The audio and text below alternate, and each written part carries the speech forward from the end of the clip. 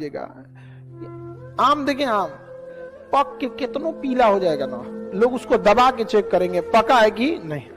अब बेल देखें, बेल सिरफल वो पका रहे चाहे ना रहे, लोग सूंघ के चेक करते हैं, दाबते नहीं है, पता है कि नहीं दबने वाला। तो अगर आप में एजुकेशन नहीं है ना तो आप हो गए हैं पाकल आम, कोई दाब के पचका देगा। जिस दिन पढ़ लिख लेंगे लोग ना, उस दिन कोई नहीं आपको इसे नौटंकी से बतियाएगा।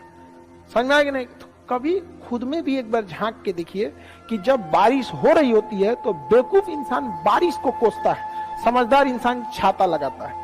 भीमराव अंबेडकर को विद्यालय में पढ़ने नहीं दिया गया, दूसरा कोई रहता तो मार कर लेता, लेकिन उन्होंने इतनी डिग्रियां ली कि स्कूल का हेडमास्टर उनको कुर्सी देता, महाराज बैठिए, आप बैठिए यहाँ पर।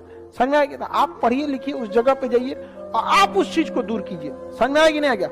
दुनिया में ना किसी से जलन नहीं रखनी चाहिए। देखिए माचिस जो होता है ना दूसरे को जला देता है, लेकिन कभी माचिस को देखें वो खुद को भी जला लेता है। अतः आप अगर आप दूसरे की बुराई करेंगे, दूसरे के पीछे रहेंगे ना, तो इसमें आपका लॉस होगा। और अगर आपकी कोई बुराई कर रहा है ना तो आपको खुश होना चाहिए। हमारा ब्रेन है ना, ये बहुत आलसी टाइप का, इसको आराम खोजना पसंद है। अब थोड़ा सा भी अब इसको आराम की ओर लेके चले गए ना तो फिर उधर ही रहेगा। अब सोचेंगे 10 मिनट आराम कर लेते हैं ना, तो 10 मिनट 2 घंटा बना देगा। उसको टॉर्चर कीजिए, चल 10 मिनट बाद में आपका मन कर रहा है थोड़ा सा देख लेते हैं, कोई नोटिफिकेशन आया, आप कोई काम कर रहे हैं, क्यों पहले काम कर लीजिए, बाद में देखिएगा ना नोटिफिकेशन। आप हावी मत होने दीजिए। अगर आप 5 मिनट भी थोड़ा सा लूज पड़े ना, थोड़ा सा कमर सीधा कर लेते हैं, 2 घंटा बर्बाद कर दिया। हावी मत होने दीजिएगा उसका। बेटा देखो, तुमको अगर अपनी पहचान बतानी है ना, तुम्हें अपने पिता का सहारा लेना पड़ता है। सबको इस समाज में अपने पिता का सहारा लेना पड़ता है। हमें अपनी पहचान बतानी है। कौन है? जैसे आप गांव में जाते हैं, अपनी पहचान क्या बताते हैं? पिता का नाम बताते हैं।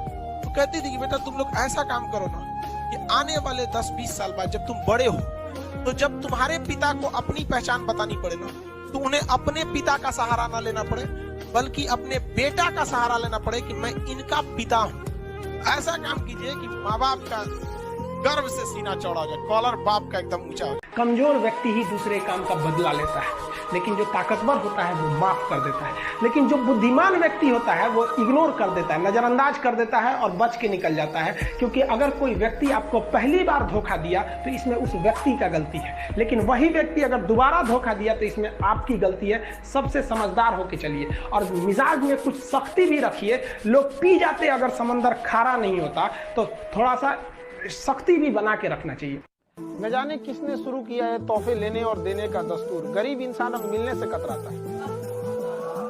ये जो आपने बात बोली ना कि बड़ा सा ये सब करेंगे, ये करेंगे, ये सब करेंगे, ये अमीरों ने ऐसा आडंबर रचा ना कि गरीबों का जीना मुश्किल हो गया। वो अपनी बच्ची की पढ़ाई का पैसा दिखावट और टेंट और तंबू लाइट मर्चा में खर्च कर देते हैं। ये हम लोगों को सोचना पड़ेगा कि आपके पास पैसे हैं, आप अपने पैसे को खर्च कीजिए, लेकिन उस पैसे के खर्च के नाते आप किसी गरीबों का जीना बर्बाद करेंगे, ये अधिकार किसी ने नहीं दिया।